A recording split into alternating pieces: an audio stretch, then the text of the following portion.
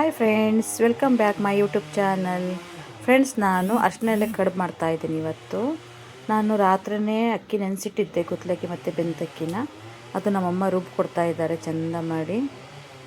So ಅಷ್ಟರೊಳಗೆ ನಾನು ಅಂತಿಗೆ ಚೂರ್ಣವನ್ನು ready ಮಾಡ್ಕೊತೀನಿ. ನಾನು 2 ಕಾಯಿಗಳನ್ನು ತುರ್ಕೊಳ್ತೀನಿ. ಸೊ ಬೆಲ್ಲನೂ ಕೂಡ ಅದೇ ಥರ ತುರ್ಕೊತೀನಿ. ನಾನು ಅದನ್ನು ಪುಡಿ ಪುಡಿ ಆಗಬೇಕು.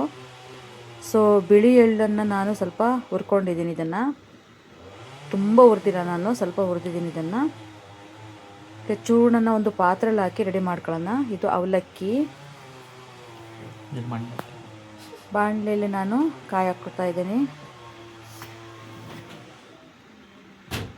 ಕಾಯಿ ತುಂಬ ಹಾಕಿದರೆ ತುಂಬ ಟೇಸ್ಟ್ ಚೆನ್ನಾಗಿರುತ್ತೆ.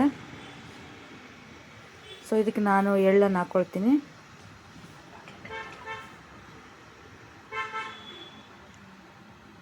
ಎಳ್ಳು ಹಾಕಿದ ತಕ್ಷಣ ನಾನು ಅದಕ್ಕೆ ಏಲಕ್ಕಿ ಪುಡಿ ಹಾಕ್ತೀನಿ. ತುಂಬ ಚೆನ್ನಾಗಿ ಪರಿಮಳ ಬರುತ್ತೆ. ಸ್ವಲ್ಪ ಅವಲಕ್ಕಿಯನ್ನು ಮಿಕ್ಸ್ ಮಾಡ್ಕೊತೀನಿ. ಚೂರ್ಣ ಸ್ವಲ್ಪ ಚೆನ್ನಾಗಾಗತ್ತೆ. ಇದ್ರ ಮೇಲೆ ನಾನು ಬೆಲ್ಲ ಹಾಕ್ಕೊಳ್ತೀನಿ. ತುಂಬ ಬೆಲ್ಲ ಹಾಕಿಲ್ಲ ನಾನು, ತುಂಬ ಸ್ವೀಟ್ ಬೇಡ ಅಂತೇಳ್ಬಿಟ್ಟು ಇದನ್ನು ಚೆನ್ನಾಗಿ ಮಿಕ್ಸ್ ಮಾಡ್ಕೊತೀನಿ. ಸ್ವಲ್ಪ ಉಪ್ಪು ಹಾಕ್ಕೊಳ್ತೀನಿ ಇದಕ್ಕೆ. ಸೊ ನಮ್ಮಮ್ಮ ಅಕ್ಕಿ ಅರ್ದು ರೆಡಿ ಮಾಡಿಟ್ಟಿದ್ದಾರೆ. ಈಗ ತುಂಬ ಚೆನ್ನಾಗಿ ಹರ್ಕೊಟ್ಟೆ ನೈಸಾಗಿ. ಸೊ ನಾನು ಎಲೆಯನ್ನು ತೊಳೆದಿಟ್ಕೊಂಡಿದ್ದೆ ಫಸ್ಟೇ. ಎಲೆ ಮೇಲೆ ಚೆಂದಾಗಿ ಹಿಟ್ಟನ್ನು ನಾನು ತಟ್ಕೊತಾ ಇದ್ದೀನಿ. ಸೊ ಚೆನ್ನಾಗಿ ತಟ್ಕೊಂಡು ಎಲೆ ತುಂಬ ಆಗಬೇಕದು. ಇದ್ರೊಳಗೆ ಚೂರ್ಣವನ್ನು ಹಾಕ್ತಾಯಿದ್ದೀನಿ. ಏಲಕ್ಕಿ ಹಾಕಿದ್ರಿಂದ ಒಳ್ಳೆ ಪರಿಮಳ ಇದೆ. ನಾನು ಸ್ವಲ್ಪ ಎಳ್ಳನ್ನು ಕೂಡ ಜಾಸ್ತಿ ಹಾಕಿದ್ದೆ. ಸೊ ಹಾಗಾಗಿ ಟೇಸ್ಟ್ ಇನ್ನೂ ಚೆನ್ನಾಗಿರುತ್ತೆ. ನಾನು ಹೀಗೆ ಸುಮಾರು ಎಲ್ಲವನ್ನು ತಟ್ಕೊಂಡಿದ್ದೀನಿ.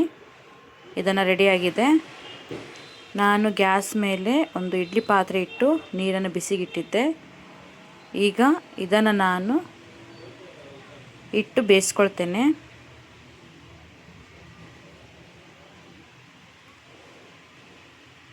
ಸೊ ತುಂಬ ಟೇಸ್ಟಿ ಆಗುತ್ತೆ. ಒಮ್ಮೆ ಮಾಡಿ ನೋಡಿ.